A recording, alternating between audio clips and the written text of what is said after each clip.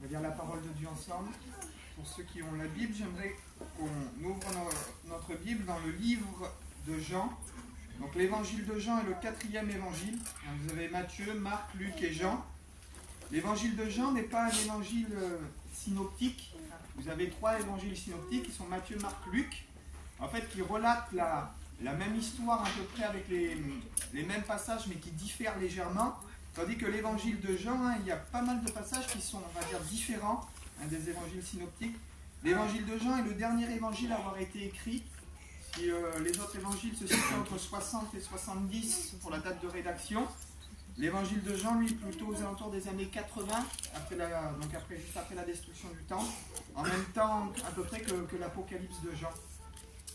Et si tous les autres évangiles commencent par la généalogie du Messie, de Adam jusqu'à la naissance de Jésus, chaque nom de famille, chaque héritier, chaque personne engendrée, pour nous montrer qu'en fait, la descendance du Messie descend directement d'Adam.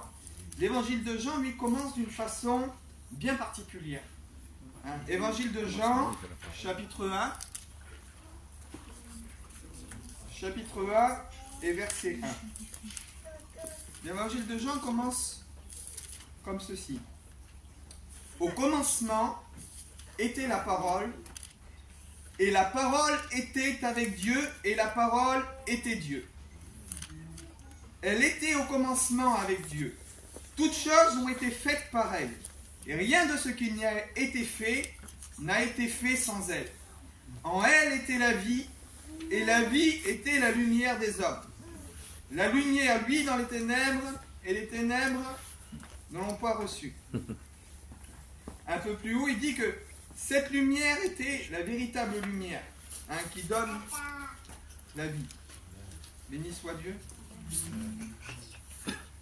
J'aimerais vous dire que si les autres évangiles présentent un tableau chronologique de la généalogie de Jésus, celui-ci va au-delà, va plus loin en fait. Si les autres évangiles commencent de la descendance de Jésus ou l'origine de Jésus depuis Adam jusqu'à Jésus, celui-ci dépeint l'origine de Jésus depuis le ciel directement. Et ça c'est beau. Et il y a un lien, et c'est ce que j'aimerais qu'on voie ensemble, il y a un lien très étroit entre les quelques paroles que nous avons lues, donc le début de l'évangile de Jean, et le commencement de la parole de Dieu qui est la Genèse. Genèse 1, chapitre 1, au commencement, donc ça commence pareil. Au commencement, Dieu créa les cieux et la terre. La terre était informée vide, et il y avait des ténèbres qui étaient à la surface de l'abîme, et l'Esprit de Dieu se mouvait au-dessus des eaux. Dieu dit que la lumière soit, et la lumière fut. Dieu vit que la lumière était bonne, et ce fut ainsi le premier jour.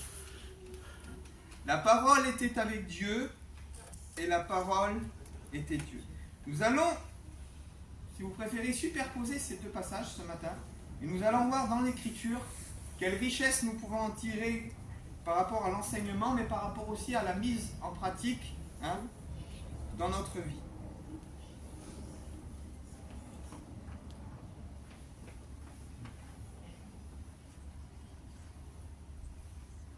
Le mot au commencement, quand on le prend dans le mot hébreu, c'est bien plus qu'au commencement, c'est à l'intérieur d'un commencement. Pourquoi à l'intérieur d'un commencement? Nous allons partir du principe biblique, la parole nous enseigne, que les cieux des cieux ne peuvent contenir Dieu. Vous connaissez ce passage. Il dit que le ciel est son trône et la terre son marchepied. Un autre passage nous dit que personne ne peut voir Dieu et vivre. Donc si je pars du principe où Dieu est tellement grand, tellement puissant, semblerait-il que même l'univers ne peut pas le contenir. Donc si Dieu remplit l'univers, si l'univers ne peut pas le contenir, comment ajouter ou créer quelque chose dans un espace qui est déjà plein? C'est impossible. Prenez une bouteille d'eau qui est pleine, elle est pleine, on ne peut rien y rajouter, elle est pleine, après ça déborde. Dans le commencement, ça signifie que dans la plénitude de Dieu, il a fallu que Dieu se retire, que Dieu recule, et que Dieu laisse un vide dans l'univers pour créer notre univers. Et ce qui est intéressant, c'est que il dit qu'au commencement était la parole, mais dans le terme la parole, il est question aussi d'un bruit. Au commencement était un bruit, au commencement était un son. Et la majorité des religions, même ce qu'on appelle le bouddhisme, qui est considéré comme une religion aujourd'hui, alors vous avez vu les bouddhistes quand ils méditent, ils se mettent les jambes croisées, ils font des signes, puis ils font ce bruit. Vous voyez ce moment-là. Mais en fait, dans la religion bouddhiste, ils disent que ce bruit, c'est le bruit qui est à l'origine de l'univers. Ils disent qu'à l'origine de l'univers, il y eut un bruit, il y eut un son. Et en réalité, ça rejoint littéralement ce que la parole de Dieu dit. Et vous prenez dans l'hindouisme aussi, on a cette idée, et les scientifiques aussi sont d'accord, que ce qui est apparu en premier dans l'univers, c'est le son, c'est le bruit. Pourquoi le bruit? Lorsque Dieu a parlé, ce qui est sorti de la bouche de Dieu, c'est ce qui est venu créer la vie. Et ce qui est à l'origine de la vie, c'est ce que la parole de Dieu nous confirme, et c'est ce que l'apôtre Jean nous confirme. Il dit qu'au commencement, il dit était la parole. Et la parole en grec, c'est le mot logos. Et logos, ça signifie le verbe créateur. C'est une parole qui est capable d'engendrer et de produire la vie depuis le néant. Et ce qui est intéressant, c'est que le mot logos, il veut dire parole, mais il a d'autres significations aussi. Le mot logos veut dire aussi, il veut dire un discours, il veut dire un bruit. Il dit au commencement était un bruit, il veut dire aussi un enseignement. C'est-à-dire que dans la profondeur de Dieu, dans l'univers infini de Dieu, là où Dieu réside, déjà au commencement était sa parole. Et le mot logos, il est traduit par livre aussi. Donc au départ, avant toute chose, Dieu avait choisi comme fondement pour l'univers ce qui est sorti de son cœur et ce qui est sorti de sa bouche, sa parole. Et nous allons voir après ensemble que la parole est bien plus qu'un livre. Elle dit qu'elle a été faite chair et qu'elle est venue habiter avec nous, habiter parmi nous, pleine de grâce et de vérité. Et nous allons voir le lien qu'il y a entre l'origine donc de la parole et l'origine du Messie. Il dit que ce bruit qui a créé l'univers, il est à l'origine de toutes choses. Il dit que cette parole, comme nous l'avons vu dans Jean 1, cette parole est étroitement liée et étroitement associée à la lumière. Il dit que cette parole, il dit, était avec Dieu, cette parole était Dieu. Il dit cette lumière, en elle était la vie, et la vie était la lumière des hommes. Et la lumière brille dans les ténèbres, et les ténèbres ne l'ont point reçue. On voit qu'il y a un lien étroit, un lien très étroit, entre ce qui est la parole et la lumière. On voit que c'est lié. Et même dans le commencement, on va prendre ensemble parce que j'aime bien quand même, j'aime bien lire et prendre les mots tels qu'ils sont écrits. Donc on va relire un petit peu ensemble le livre de la Genèse chapitre 1 et le premier verset. Au commencement, Dieu créa les cieux et la terre. La terre était informe et vide, et il y avait à la surface des ténèbres à la surface de l'abîme, et l'Esprit de Dieu se mouvait au-dessus des eaux. La Bible me dit que Dieu est lumière, et qu'il n'y a en lui pas de ténèbres. Vous connaissez ce passage, c'est un passage du Nouveau Testament, je ne me souviens plus de la référence exacte, mais il dit que Dieu est lumière et il n'y a en lui point de ténèbres. Donc si Dieu est lumière, comment Dieu peut-il créer quelque chose, quand nous lisons le commencement, où il y a des ténèbres, où c'est confus, parce que quand Dieu crée quelque chose, c'est censé être parfait, ça ne peut pas être confus. Je vais vous dire que ces ténèbres qui sont à la surface de la terre, c'est l'ennemi qui les a apportées. C'est que quand Dieu fait son plan, lui, son plan, il est parfait en fait. Mais il y a un fouteur de trous, quelqu'un qui est venu mettre la zizanie, et qui est venu un petit peu contrecarrer, entre parenthèses, ce que Dieu était en train de créer. Et les ténèbres, c'est lui qui va venir en réalité les apporter. Et la première chose que Dieu va appeler, la première chose qui va sortir de la bouche de Dieu, Dieu dit que la lumière soit et la lumière fut. Dieu vit que la lumière était bonne et Dieu sépara la lumière d'avec les ténèbres. C'est-à-dire que cette lumière qui est appelée, c'est ce qui va servir de jonction, de séparation, de tranchant pour faire la séparation avec les ténèbres. Comment je peux séparer les ténèbres s'il n'y a pas de lumière?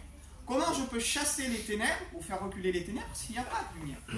Et la chose qui est étonnante, c'est que pour qu'il y ait de la lumière, il faut qu'il y ait du soleil, ou alors il faut qu'il y ait la lune, ou il faut qu'il y ait une étoile. Je vous parle d'un principe physique fondamental. S'il n'y a pas des astres, parce qu'à l'époque il n'y a pas d'ampoule, après il n'y a pas d'ampoule, nous on parle de lumière, on pense à l'électricité, aux ampoules, pour nous c'est facile. Mais cette lumière que Dieu appelle, ce n'est pas la lumière du soleil, ce n'est pas la lumière de la lune, ce n'est pas la lumière des étoiles, puisque c'est créé. En fait, quand on lit la Genèse, on voit que les luminaires sont créés après. Dieu dit qu'il y ait des astres, etc. Cette lumière que Dieu appelle, c'est la lumière de Jean, chapitre 1. Au commencement était la parole, et la parole était avec Dieu, et la parole était Dieu. Cette lumière, c'est la lumière du Messie. C'est-à-dire qu'au commencement, Dieu a déjà prévu. Jésus est déjà là pour venir faire reculer les ténèbres que l'ennemi va semer sur la terre. Amen. Cette lumière, c'est la lumière du Messie, la lumière qui donne la vie. Et Dieu est Dieu parce qu'il parle. Si Dieu ne parlerait pas, il ne serait pas Dieu. Beaucoup de gens peuvent dire des paroles dans ce monde, ou faire de belles promesses, on pense notamment aux hommes politiques. Mais beaucoup de gens peuvent dire des choses et les paroles qu'ils peuvent dire ne s'accomplissent pas forcément. Quelqu'un en colère va dire je vais te tuer ou ci ou ça, mais ça engendre pas forcément quelque chose. Mais quand Dieu parle, ça engendre forcément quelque chose. Et c'est ce qui typifie en réalité Dieu. Dieu ne serait pas Dieu si lorsqu'il parlerait, cela ne s'accomplirait pas. Ce qui fait qu'il est Dieu, c'est lorsque Dieu parle et ce qu'il dit a un impact dans notre vie, dans notre société, dans notre monde, mais aussi sur l'univers tout entier. Dieu parle à Adam, Dieu parle à Adam, et quand il dit à Adam, tu pourras manger de tous les arbres du jardin, mais quant à l'arbre de la connaissance du bien et du mal, tu n'y toucheras pas. La parole qui sort de la bouche de Dieu, le jour où tu en mangeras, tu mourras. Qu'est-ce qui s'est passé quand Adam a désobéi? Eh bien, il s'est passé ce qui était sorti de la bouche de Dieu. Alors, quelle application pour notre vie? Ça, c'est intéressant. Dieu a prononcé des paroles sur ta vie. Dieu a dit que tu serais son serviteur. Peu importe si aujourd'hui tu es dans la boue, si tu es à terre, si tu n'y arrives pas. Si c'est sorti de la bouche de Dieu, tu peux avancer. Parce que c'est sorti de sa bouche et ça portera du fruit. Jésus, dans la parole de Dieu, il va poser ses mains sur un figuier, il va le maudire. Que plus jamais de fruits ne sortent de toi. Qu'est-ce qui s'est passé? Le figuier a séché et le fruit n'a plus sorti. Dieu a dit qu'il te ferait justice. Dieu a dit qu'il serait avec toi tous les jours jusqu'à la fin du monde. Amen. Dieu t'a dit dans sa parole tellement de choses. Alors pourquoi tu t'inquiètes? Pourquoi tu t'agites? Pourquoi tu cours à droite? Tu cours à gauche? Ce que Dieu a prononcé sur ta vie, c'est du sûr et du certain. Et ça, c'est important de le souligner. Un Dieu parle à Adam, Dieu parle aussi aux animaux, un Dieu appelle aussi les choses du néant. Dieu prouve qu'il est Dieu parce que sa parole produit la vie et elle se réalise. J'aimerais que quelqu'un prenne la parole de Dieu dans le livre d'Isaïe, chapitre 55. Je vous fais participer ce matin, si quelqu'un trouve, il peut lire Isaïe 55 à partir du verset 1 jusqu'au verset 11. Vous tous qui avez soif, venez aux eaux. Même celui qui n'a pas d'argent, venez, achetez et mangez. Venez, achetez du vin et du lait, sans argent, sans rien payer. Pourquoi pesez-vous de l'argent pour ce qui ne nourrit pas? Pourquoi travaillez-vous pour ce qui ne sera sali pas? Écoutez-moi donc, et vous mangerez ce qui est bon. Continue jusqu'au verset 11. Et votre âme se délectera de mes succulents. Prêtez l'oreille et venez à moi. Écoutez et votre âme vivra. Je traiterai avec vous une alliance éternelle pour rendre durables mes faveurs envers David. Voici, je l'ai établi comme témoin auprès des peuples, comme chef et dominateur des peuples. Voici, tu appelleras des nations que tu ne connais pas. C'est Isaïe 55? Oui.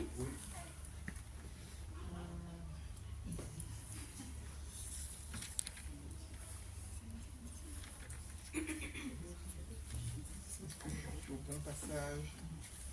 Quel chapitre c'est? Je crois que c'est Isaïe 55, verset 11. 55, 11. 55, verset 1, au verset 54. Vous tous qui avez soif, venez. Ouais, c'est ça? Oui, c'est ça, continue, vas-y, c'est bon, c'est ça. Bon, je vais le reprendre. Non, je crois que tu n'étais pas au bon. Ou peut-être que tu étais bien avant. On va dire à partir du verset 6. Cherchez l'Éternel pendant qu'il se trouve. invoquez-le tandis qu'il est prêt. Que le méchant abandonne sa voie et l'homme d'iniquité ses pensées, qu'il retourne à l'Éternel qui aura pitié de lui, à notre Dieu qui ne se lasse pas de pardonner. Car mes pensées ne sont pas vos pensées, et mes voies ne sont pas vos voies, dit l'Éternel. Autant les cieux sont élevés au-dessus de la terre, autant mes voies sont élevées au-dessus de vos voies, et mes pensées au-dessus de vos pensées. Verset 10, c'est ce qui nous intéresse. Comme la pluie et la neige descendent des cieux, et n'y retournent pas sans avoir arrosé, et fécondé la terre et fait germer les plantes, sans avoir donné de la semence au semeur et du pain à celui qui mange. Ainsi en est-il de ma parole qui sort de ma bouche. Elle ne retourne point à moi sans avoir exécuté ma volonté et accompli mes desseins. On rejoint cette pensée et cette idée qui est un fondement pour notre vie, c'est que ce qui sort de la bouche de Dieu, et là c'est Dieu qui parle à travers la bouche du prophète, il dit, il en est ainsi de ma parole qui est annoncée, et il dit, autant quand il pleut, l'eau qui rentre dans le sol, elle apporte les nutriments et fait sortir les plantes, autant que les lois physiques existent, il y a une loi spirituelle qui existe et qui est fondamentale, c'est que ce qui sort de la bouche de Dieu s'accomplit toujours. Quand Dieu parle, ça produit la vie. Quand Dieu t'a fait des promesses, même si tu as 90 ans comme Abraham, que tu ne peux pas avoir d'enfant comme Sarah, si Dieu a dit que tu aurais une descendance, tu auras une descendance. Parce que quand Dieu parle, c'est du sûr Amen. Et du certain. La chose la plus difficile dans tout ça, et ça, il faut qu'on en soit conscient, c'est notre patience face à la promesse de Dieu. Et c'est ça qui nous fait défaut. Le plus souvent, pour pas dire tout le temps, ce qui nous fait défaut, c'est ça. C'est pas que Dieu n'a pas parlé, mais c'est qu'on n'est pas assez patient parfois pour recevoir. C'est pas que Dieu n'a pas parlé, mais c'est que quand la tempête et les difficultés sont là, on entre dans le doute. Dans le doute, dans l'incompréhension, alors que Dieu a parlé. Pourquoi? Parce que nous sommes des humains. Nous sommes faits de chair, et l'ennemi est là aussi pour semer des flèches, pour nous faire dévier de notre destinée, pour semer des flèches de doute, des flèches de tristesse. C'est pour ça qu'il dit, prenez le bouclier de la foi avec lequel vous pourrez dévier et éteindre les traits enflammés. Et ça, c'est le combat spirituel. Donc Dieu parle, oui. Dieu accomplit, oui, mais face à ce que Dieu dit, à ce que Dieu promet et à l'accomplissement du plan de Dieu, il y a ma nature charnelle, ma nature humaine, eh bien, qui combat, Paul dit, il dit, je tiens ma chair et mon corps durement assujettis. Parce que, eh bien, il y a toujours ce moi qui revient, toujours ce moi qui est assujetti au doute, assujetti, comme on dit, à la tristesse, assujetti peut-être parfois à l'angoisse. Jésus a vécu l'angoisse aussi. Et donc parfois un chrétien peut tomber dans l'angoisse, dans le découragement. Et face à ces choses-là, il doit se relever, il doit apprendre à les combattre avec l'aide de Dieu. La parole de Dieu ne revient jamais à lui sans avoir accompli. Il dit, cette parole qui accomplit la volonté de Dieu, cette parole qui est puissante et qui accomplit la volonté de Dieu, elle était avec lui dès le commencement. Au commencement était la parole. Le Verbe créateur était avec lui dès le commencement, de toute éternité. Dans l'infini de Dieu, la Bible dit que Dieu habite une lumière inaccessible. Et cette lumière inaccessible, comme je vous ai dit, c'est l'infini de Dieu qui est au-delà des limites de notre univers. Les scientifiques aujourd'hui sont unanimes que l'univers est en continuelle expansion, c'est-à-dire que l'univers grandit sur lui-même. Il a commencé une tête d'épingle, et puis l'univers grandit sur lui-même. Et quand l'univers aura atteint la limite que Dieu lui a fixée, c'est-à-dire l'infini de Dieu, nous savons que Dieu établira son règne. Ça, c'est des choses qui nous dépassent. Mais dans cette lumière inaccessible, règne Dieu, règne sa parole, règne son éternité, règne toute sa personnalité. Il dit que cette parole, il dit qu'elle habitait avec lui dès le commencement. Et cette parole a été faite chair pour accomplir sa volonté. Il dit que la parole ne revient jamais à lui sans accomplir sa volonté. Et cette parole a été incarnée dans un être humain, dans un corps de chair, pour venir accomplir toute sa volonté. Et j'aimerais te dire que Jésus n'est pas monté au ciel quand il a été glorifié sans avoir accompli toute Amen. La volonté du Père. Sans avoir accompli tout ce qui contribue à ton pardon. Sans avoir accompli tout ce qui contribue à ta vie spirituelle. Sans avoir accompli tout ce qui est en son pouvoir pour te délivrer de l'ennemi. Il dit qu'il a dépouillé les dominations. Il les a livrées publiquement en spectacle. Christ a tout mis sous ses pieds pour que tu puisses accéder au royaume de Dieu. Donc Christ n'est pas mort en vain. Christ n'est pas monté au ciel sans avoir accompli toute la volonté du Père. Parce qu'il dit que la parole ne revient pas à lui. Ne revient jamais à lui sans avoir fait son effet dans les cœurs et sans avoir accompli toute sa volonté. Et ça, c'est important. Genèse 1, verset 3, Dieu dit que la lumière soit. Première parole de Dieu, il appelle la lumière pour contrebalancer les ténèbres. Jean 1, nous l'avons vu tout à l'heure, en elle était la vie, et la vie était la lumière des hommes. Et ce qui est intéressant, c'est que le mot lumière, en grec, ça se dit phos, donc P-H-O-S, et le même mot est traduit aussi par le feu. En grec, la lumière, c'est aussi le feu. Et on en revient à ce que je vous disais, c'est que nous, on imagine souvent la lumière, une ampoule, mais à l'époque, l'époque de Jésus, les gens s'éclairaient avec du feu. Il fallait faire un feu, il fallait allumer une bougie, il fallait mettre une mèche dans une lampe, mettre de l'huile, et puis c'était ça qui servait de lumière. Donc en grec, la lumière, c'est aussi le feu. Et nous avons un même parallèle, Psaume 119, verset 5, il va dire « Ta parole est une lampe à mes pieds et une lumière sur mon sentier. » Mais la lampe, qui est la parole de Dieu, qui est la lumière, la lampe est allumée avec du feu. Donc on voit qu'il y a un lien aussi entre la parole et le feu, dans la parole de Dieu. Deutéronome 9.10, Dieu fit entendre sa parole au milieu du feu. C'est quand il va donner les commandements à Moïse sur la montagne. Dieu va écrire les 10 commandements de son roi. Et il va faire entendre sa parole à Moïse au milieu du feu. Et le peuple qui était tout en bas voyait aussi de loin comme un feu dévorant et ils entendaient une voix sortir du feu. On voit que la parole est liée avec le feu. Alors, chose qui est intéressante pour nous, le feu, il a une origine divine, mais sur la terre, il a aussi une origine humaine. Pourquoi ? Parce que le feu, il existe, mais c'est nous qu'on doit l'allumer. Pour faire un feu, il faut prendre une allumette. À l'époque, il fallait gratter du silex. Peu importe la méthode, il y en a qui font ça avec une loupe aussi. Vous savez, on prend une loupe jusqu'à ce que ça fume. Mais le feu, il a quelque part une origine humaine aussi. Quel lien ça avec nous ? C'est intéressant parce que la parole, elle a une origine divine, mais elle est transmise aussi par les hommes. Il faut que l'homme aussi mette sa part. Gloire à Dieu. Dans ce qui est divin. Il faut que l'homme mette en avant et transmette aussi cette parole.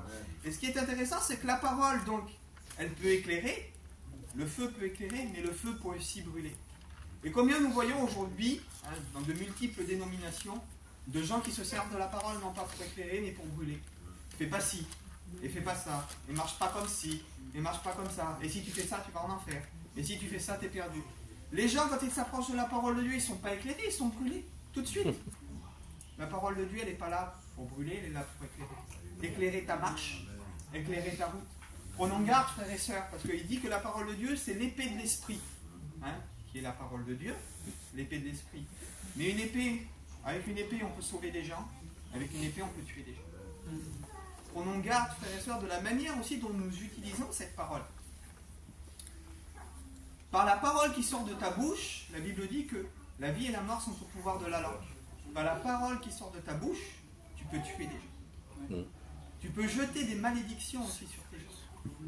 Par la parole qui sort de ta bouche, tu peux tuer tes enfants. Je prends cet exemple, il est un peu... Je ne vais pas d'autres exemples, mais... tu t'énerves contre tes enfants, qu'est-ce qu'il a, le petit PD, si ton enfant est devenu homosexuel à l'âge de 20 ans, sois pas étonné. Tu jettes des paroles de malédiction sur ton enfant. Tu jettes des paroles de malédiction. T'es un con, tu n'y arriveras jamais, tu ne seras jamais rien faire de ta vie. Mais ton enfant, il n'y arrivera jamais dans sa vie. Parce que toute ta vie, tu auras dit que ton enfant il était inutile. Toute ta vie, tu auras dit à ton enfant qu'il n'arrivera jamais à rien. Tu ne réalises pas qu'en fait, que les mots qui sortent de ta bouche et ton attitude peuvent engendrer la mort. La mort chez toi. La mort chez toi. Mon mari ne se convertira jamais. Mais t'amènes la mort chez toi. Il ne se convertira jamais, ça sort de ta bouche. Lui, il a jamais Dieu le bénira ou jamais Dieu le touchera. T'amènes la mort sur la personne. Parce que ce que tu sors de ta bouche est une malédiction pour la personne. C'est pour ça que la parole de Dieu nous dit bénissez et ne maudissez pas. Bénissez afin d'hériter la bénédiction. Tu as le pouvoir de bénir Et tu vas le pouvoir, nous allons le voir ensemble. Donc la parole est attachée, comme je le dis, au feu. Avec le feu, on peut allumer aussi une forêt. Combien d'histoires qui ont poussé des gens au suicide, quand vous voyez par exemple l'exemple de jeunes personnes qui sont harcelées par les réseaux sociaux, et puis une histoire qui est fausse, ou qui est vraie aussi, mais des ragots qui sont rapportés, et puis quelque chose qui est balancé sur un profil Facebook, etc. Et telle jeune fille a fait telle action, ou telle chose, sans entrer dans les détails. Et puis l'histoire s'envenime, c'est un feu qui est allumé, les gens parlent, et la personne finit par sauter la vie. Parce que, à cause d'une pression sociale, à cause de ce qu'elle vit, de ce qu'elle voit, de ce qu'elle entend. Donc comment d'une parole, en fait, la parole est aussi allumée aussi par le feu, d'une parole qui est lâchée, et bien, en réalité ça peut embraser une forêt, ça peut embraser une vie. La parole, donc on parle de la lumière, du lien entre la lumière, entre la parole. Dieu dit à Abraham, il dit, ta postérité sera semblable aux étoiles dans le ciel. Les étoiles du ciel sont le nombre des croyants qui ont été engendrés par la parole. Parce que qu'est-ce qui nous transforme en réalité? C'est la parole que nous avons entendue. Jean 1, il dit, à tous ceux qui l'ont reçu, à tous ceux qui croient en son nom, donc il est bien parlé de la parole, elle a donné le pouvoir de devenir enfants de Dieu. Et ce qui nous engendre, ce qui nous convainc, c'est quand Dieu nous parle. Et cette parole, elle a le pouvoir de nous convaincre, de nous transformer. Elle a le pouvoir de changer notre nature pécheresse et de nous transformer en étoiles. Si avant on était ténèbres, si avant on ne brillait pas, Dieu a le pouvoir par sa parole, lorsqu'elle est acceptée, et lorsqu'on se sent aimé, qu'on accepte l'amour de Dieu, qu'on accepte la parole de Dieu, Dieu, par sa parole, il a le pouvoir de nous transformer en étoiles. Si avant tu brillais pas, si avant tu étais effacé, si avant tu étais ténèbres, Dieu peut te faire devenir lumière. Et ce matin, ça peut être ton matin à toi aussi. Je vis dans ma vie, je sens qu'il y a les ténèbres dans ma vie, je ne brille pas, ou ma vie n'est pas à son plein potentiel. Alors on peut avoir une belle vie sur la terre sans avoir Dieu. C'est vrai, il y a des gens qui vivent, qui profitent, qui ont des beaux postes, des beaux salaires, qui travaillent, qui gagnent de l'argent.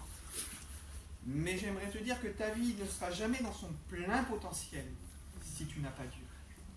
Parce que Dieu t'a créé pour que tu sois à lui. Et seul celui qui t'a créé peut t'emmener dans ta vie à sortir le meilleur de toi-même. Ouais, vous savez, aujourd'hui dans le monde, on voit qu'il y a beaucoup de guerres, beaucoup de famines, et puis on se pose beaucoup de questions, et c'est légitime. De dire, s'il y a un Dieu, pourquoi il y a des famines? S'il y a un Dieu, pourquoi il y a des guerres? Mais quand je lis la parole de Dieu, Dieu me demande de donner du pain à celui qui n'en a pas. Si on suit ce principe, les gens qui sont riches, et qui ont des multinationales, et qui possèdent de l'argent, peu quoi savoir en faire. Si ces gens-là se mobiliseraient pour donner du pain à ceux qui n'en ont pas, et qu'ils enverraient de la nourriture en Afrique, il n'y aurait plus de pays sous-développés. Vous savez que dans le monde, on a assez de ressources pour que tout le monde mange. Dans le monde, on a assez de ressources, et il y a des gens qui auraient les moyens de faire, mais qui ne se liguent pas pour le faire. Pourquoi? Parce que, imaginez que demain l'Afrique, où les pays sous-développés ne sont plus sous-développés, et bien tout le monde est au même niveau, il n'y a plus de riches, il n'y a plus de pauvres, et le riche a envie de rester riche. Ce qui est quelque part logique dans leur conception. Mais tout ça pour vous dire que ce n'est pas la faute de Dieu, s'il y a des gens qui sont malheureux, des gens qui n'ont pas à manger. Parce que si le monde suivrait les principes bibliques, mais tout le monde devrait avoir à manger. Si le monde suivrait les principes bibliques, mais il ne devrait pas avoir de guerre. Parce que tout le monde devrait se pardonner, tout le monde devrait s'aimer. Donc les gens enlèvent les guerres. Et ça, on peut le prendre dans tous les domaines en fait.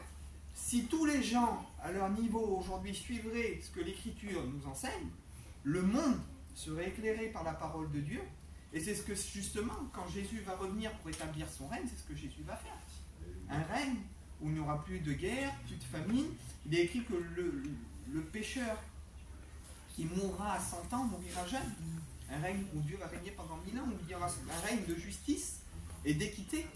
Et c'est ce que Dieu nous annonce dans sa parole, béni soit Dieu. Donc, les étoiles du ciel, semblables aux croyants qui ont été engendrés par la parole de Dieu.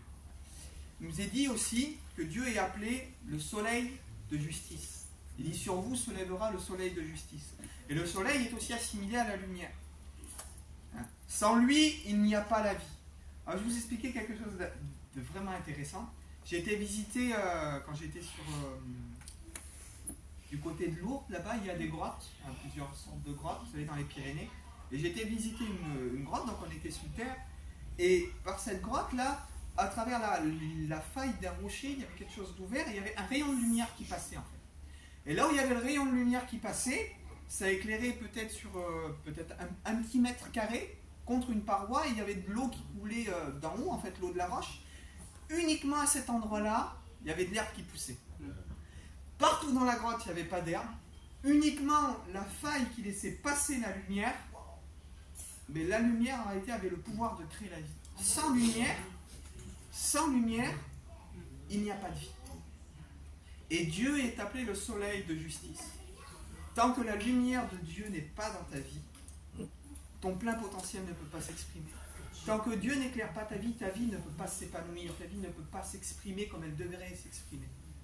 Et il y a des gens ils vivent en réalité, mais ils sentent que dans leur vie, ils disent, mais c'est ça la vie. Combien de personnes l'ont dit? Des gens qui ont de l'argent, des gens qui sont... vous avez vu aujourd'hui ce qui s'est passé un peu avec l'histoire de Kenji Girac, etc., ceux qui sont au courant des médias. Il a tenté de se suicider, quelqu'un qui a de l'argent, quelqu'un qui est bien, qui a un foyer, et puis parce que sa femme veut partir, tout de suite, si on n'a pas Dieu, c'est difficile. On n'est pas à notre plein potentiel. Quand on prend Dalida, c'est pour les plus anciens, mais c'est une femme qui s'est suicidée, mais pourtant Dalida est au sommet de la gloire. Mike Brandt aussi, un homme qui était adoré. Combien d'artistes qui ont mal fini et qui avaient tout en réalité? Combien de chanteurs ont mal fini, sombrés dans la drogue? Amy Winehouse, elle est morte à cause de la drogue. Et combien de personnes qui avaient tout, en réalité ils avaient tout, ils n'avaient rien. Combien ont besoin de comprendre que tant que le soleil de justice, le soleil qui est Dieu, ne vient pas éclairer notre vie, on ne peut pas arriver à notre plein potentiel. Cette parole qui crée la vie, elle a besoin d'entrer pleinement en nous. On doit la laisser produire la vie doit jaillir. Cette vie qui vient de Dieu. Alors, le soleil a deux particularités, il y a plusieurs particularités, mais il produit la vie. Mais est-ce que vous avez déjà essayé de regarder le soleil en face, même avec des lunettes de soleil? Quand on regarde le soleil, on est aveuglé, on ne peut pas regarder le soleil. J'aimerais te dire que cette réalité, il faut qu'on l'assimile aussi, c'est qu'on ne peut pas comprendre tout ce que Dieu fait. Il y a des choses qu'on comprend, qui sont écrites dans sa parole. Mais il y a un passage de l'Écriture, 1 Corinthiens 13, 9, il dit que je connais en partie, j'apprends en partie. Mais il dit un jour, je connaîtrai comme j'ai été connu. Quand Christ paraîtra, quand nous serons semblables à lui, quand il nous ressuscitera, alors on connaîtra. Mais tout ce que nous connaissons, malgré la révélation de la parole de Dieu, tout ce que nous connaissons, c'est partiel. Et ça, nous devons l'accepter aussi. Tant de théories par rapport à la Bible où le Seigneur va revenir de telle façon, où Dieu va faire comme ça, où il va se passer. Tant de gens qui affirment tant de choses, alors que la réalité, c'est que nous connaissons en partie. Dieu est comme ça, oui, on sait que Dieu est amour. Mais vous savez que vous et moi, on est bien loin de comprendre jusqu'à quel point Dieu est amour. Dieu est justice, et vous et moi, on est bien loin de comprendre jusqu'à quel point Dieu est justice. Il dit que, comme je l'ai dit tout à l'heure, les cieux des cieux ne peuvent le contenir. Essayez de regarder le soleil et de dire, on sait que le soleil est là, on sent c'est bien fait, mais essayez de regarder le soleil en face, vous ne pouvez pas. Et c'est ce que Dieu dit, personne ne peut me voir et vivre. Personne ne peut voir Dieu et vivre. Et il y a tellement de choses, il faut en être conscient. On ne comprend pas l'intégralité de son plan. Dieu fait des choses dans notre vie qu'on ne comprend pas. Pourquoi, Seigneur, ça va être maladroit, mais il y a des chrétiens qui ont perdu des enfants. Pourquoi, Seigneur, t'as permis que je perde un enfant? Pourquoi, Seigneur, t'as permis que je passe par le deuil? Pourquoi, Seigneur, t'as permis telle chose? Joseph, vendu par ses frères. Pourquoi, Seigneur, tu permets que je sois vendu par mes frères? Je dis la vérité, je ne veux pas mentir. Et cette femme, elle me trompe, elle me fait aller en prison parce que je n'ai pas voulu te déshonorer Dieu et déshonorer mon maître. Vous connaissez l'histoire de Joseph, sans entrer dans les détails. Pourquoi Dieu permet tant de choses dans la vie de Joseph? Parce que Dieu a un plan. Joseph ne le comprenait pas. Et avec le temps, il l'a compris, il est devenu gouverneur d'Égypte. Dieu a un plan pour nous et Dieu nous fait passer par des choses qu'on ne comprend pas. Et nous, on veut toujours expliquer. Parce que nous, il faut que dans notre intellect humain, il faut toujours qu'on se sente conforté dans notre position. Il faut toujours qu'on ait une explication à tout pour qu'on se sente rassuré. Dieu ne t'a pas demandé de tout comprendre. Dieu t'a demandé de lui faire confiance. Et c'est ça qui est le plus difficile.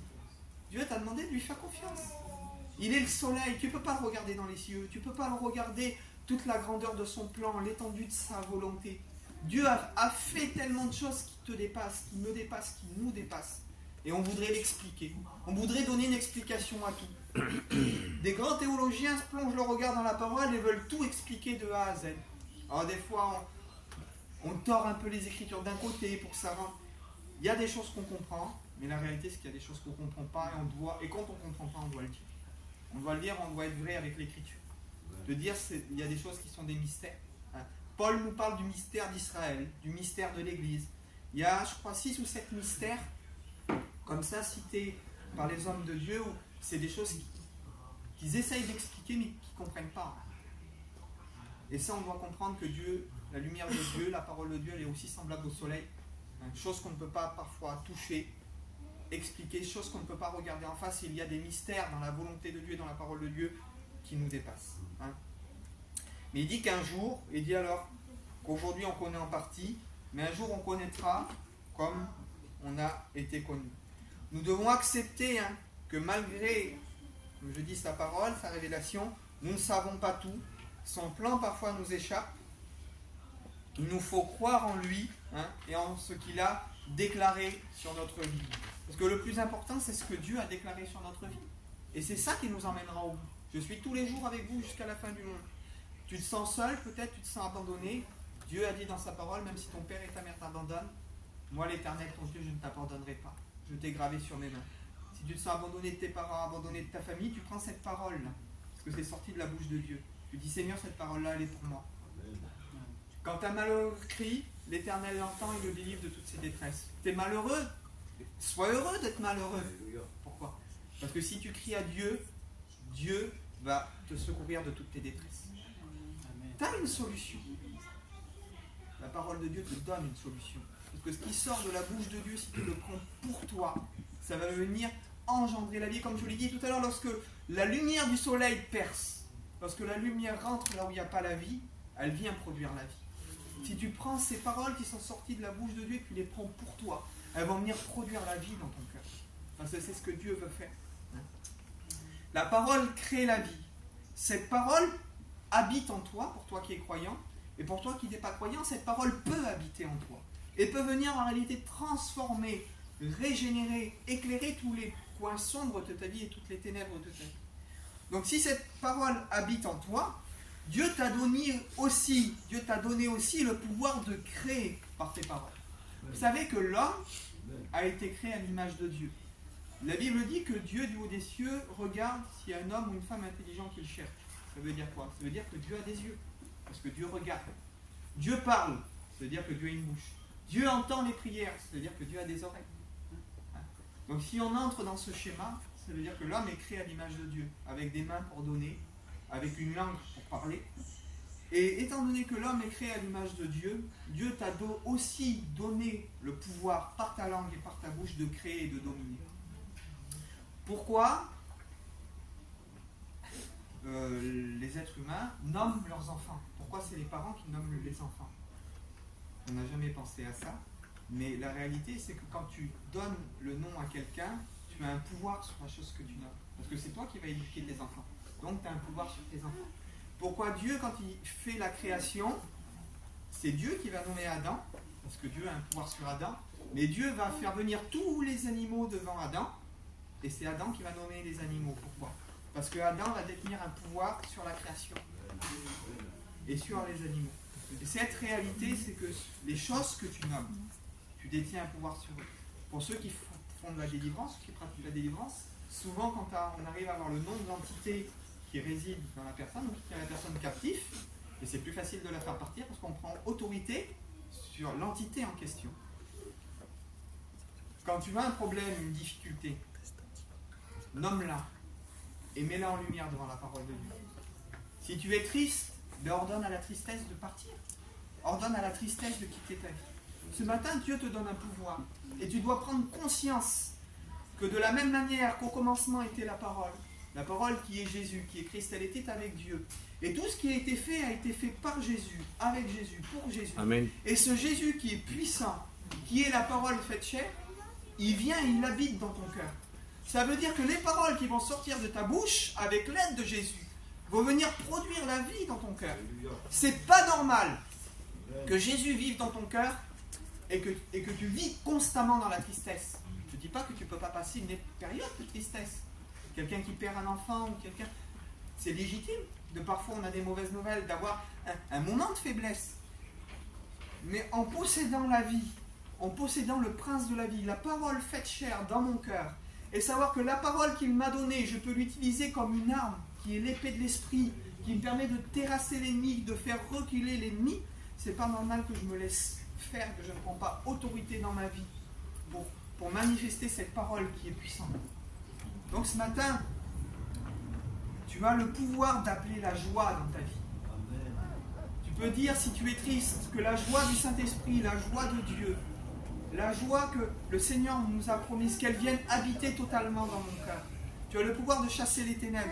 Tu as le pouvoir d'appeler le pardon dans ta vie.